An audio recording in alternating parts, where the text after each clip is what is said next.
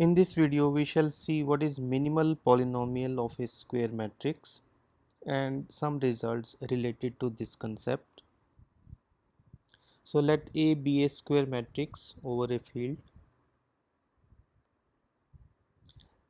and we are collecting all those polynomials Px of which A is a root, Pa is 0.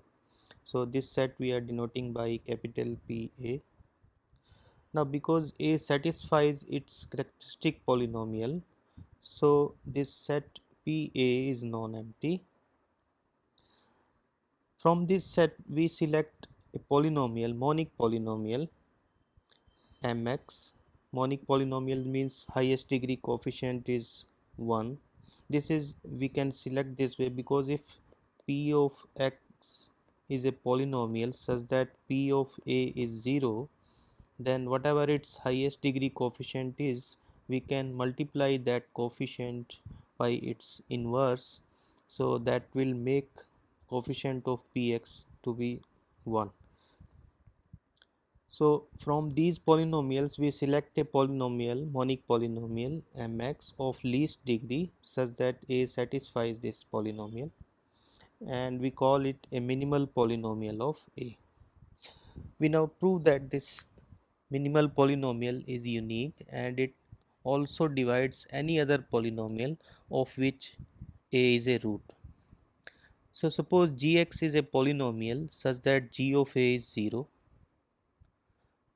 We shall show that mx divides gx. So let us divide gx by mx. Then there will be some quotient and remainder, where remainder is either 0 or its degree is strictly less than the degree of mx. Now gx is mx qx rx, so we put a in place of x. We get g of a equal to ma qa plus ra, but g of a is 0 because it satisfies gx. Ma is also 0, mx is minimal polynomial of a, so these two things are 0. This gives us ra is 0, and this will contradict if degree of if rx itself is not 0, because mx is of least degree having this property. So this gives us that rx itself is 0 polynomial. So that means gx is simply mx times qx, so mx divides gx. Now we prove that this mx is unique. So suppose there are two minimal polynomials of a, m1x and m2x. Then m1a is 0 and m2a is 0. Now m1x is minimal polynomial of a, and m2x we can consider any other polynomial of which a is a root. So m1x will divide m2x because minimal polynomial divides any other polynomial of which a is a root.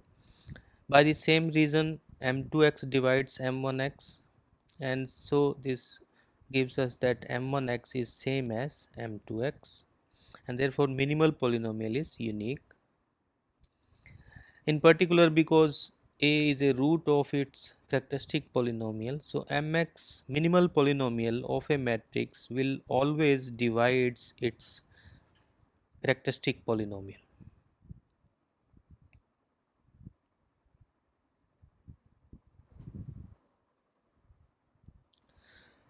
This theorem says that the characteristic polynomial delta x and minimal polynomial mx of a square matrix A have the same irreducible factors. Irreducible factor means like this. For example, if we consider this polynomial x square plus 1 and x square minus 1, product of these two, then this factor is not irreducible because we can further reduce it to x minus 1 and x plus 1 over real numbers. But over the field of real numbers, this factor we cannot reduce further, so this is irreducible. This theorem says that mx and delta x have the same irreducible factors. Whatever irreducible factor mx has, delta x will also have. That is by default because mx divides delta x. but it is the converse part that is important. So whatever irreducible factor delta x is having, that will appear in mx. So suppose A is of order n, A is an n by n matrix. To prove the result, we first prove that delta x divides mx raised to power n. For this, let us take mx is equal to this. Degree of mx is r, it is x to the power r, c1 x to the power r minus 1 and so on, cr minus 1x plus cr. Now we define some matrices Bj as follows. B naught is I, B1 is A plus C1I, B2 is quadratic A square plus C1A plus C2I. Notice that the coefficients that we are taking C1, C2 are coming from here. These are coefficients in minimal polynomial. So like that we are increasing the degree of these Bi's. B0 is constant, B1 is 1 degree polynomial in the matrix A, B2 is quadratic polynomial in A and so on. Then lastly Br minus 1 is polynomial in A of degree r minus 1 with the same coefficients coming from mx. Now B naught is I, so this implies I is equal to B naught. B1 is A plus C1I. So from here we get C1I is equal to B1 minus A, and because B naught is I, we can write down B1 minus A as B1 minus A B naught. B2 is this one, from this we get C2I. C2I is B2 minus A times A plus C1I, but A plus C1I is from here B1, so it is B2 minus AB1. Continuing like that, we have CR minus 1I is equal to BR minus 1 minus ABR minus 2. Now if we multiply this BR minus 1 by minus A, we get minus A BR minus 1 equal to minus A times this, put the value of BR minus 1 here. When we multiply this by A, we get A to the power R, C1 AR minus 1 and so on. Notice that this is nothing but the mx minimal polynomial. So A will satisfy this. So this will become 0 and we are left with CRI. So minus A BR minus 1 is CRI. Now we take a polynomial Bx. It is x raised to power r minus 1 B naught, x raised to power r minus 1 r minus 2 b1 and so on, x br minus 2 and lastly br minus 1. These b naught b1 br minus 2 br minus 1 we have just defined. So we are making polynomial with these coefficients. These are of course matrices. Then xi minus a times bx is equal to this is when we multiply bx with x, and this is when we multiply bx with A, matrix A. From these two expressions we collect the coefficients of same power of x. So x to the power r is having b naught coefficient, x to the power r minus 1 is having b1 here, and here it is having minus ab naught. So we get b1 minus ab naught. So we continue like this. B naught is I, so it becomes x to the power Ri. B1 minus AB naught is x raised to power, it is C1I. B2 minus AB1 is C2I and so on. So we get that xi minus A times Bx is equal to mxi. we get this result.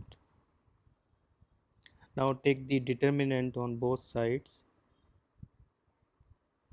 Right hand side is determinant of mx I is identity matrix, so this is equal to mx raised to power n. So mx raised to power n is a product of these two, and so this means this determinant divides mx raised to power n, and this determinant is nothing but the characteristic polynomial of a, so delta x divides mx raised to power n. Our aim was to show that delta x and mx have the same irreducible factors. So let fx be an irreducible polynomial. Now if fx is a factor of mx, if fx divides mx, then fx will definitely divide delta x because mx divides delta x. So any irreducible factor of mx is automatically an irreducible factor of delta x. Now for the converse, if fx divides delta x, then fx will divide mx raised to power n because delta x, we have just proved delta x divides mx raised to power n. But now fx is irreducible, so if it is dividing this product mx raised to power n, then it must divide mx. This is just like the properties of prime numbers. Whenever p divides ab, p divides either a or b, like that. So fx divides mx, and therefore we have proved that mx and delta x have the same irreducible factors.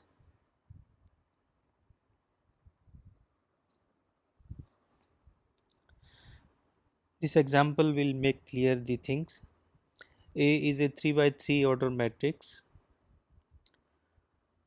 To find the minimal polynomial of A, we first find its characteristic polynomial.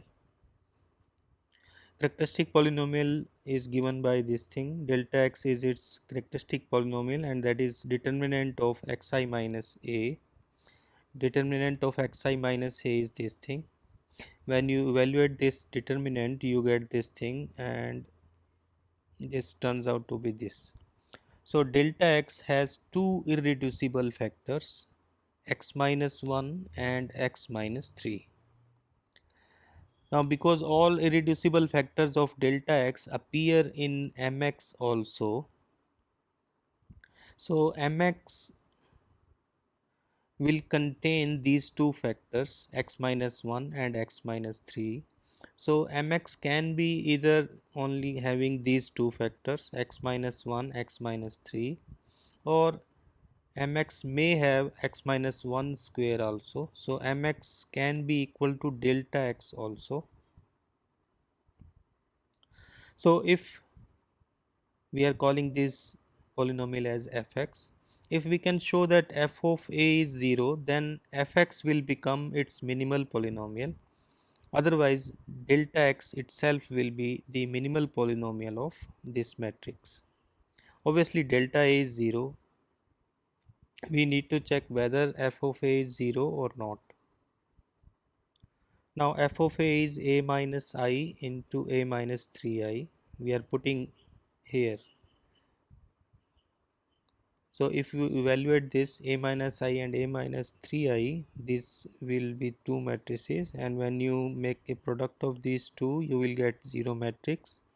So f of x, this one, is the minimal polynomial of a. So whenever we have to find minimal polynomial of a matrix, first find its characteristic polynomial and then see what are the irreducible factors, and then from there you can find out the minimal polynomial of a matrix.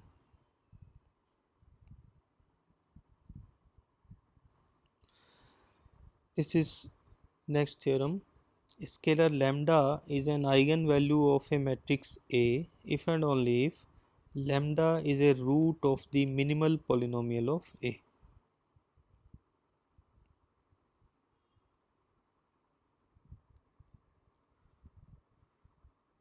Earlier we know that if lambda is an eigenvalue of a if and only if it is a root of its characteristic polynomial.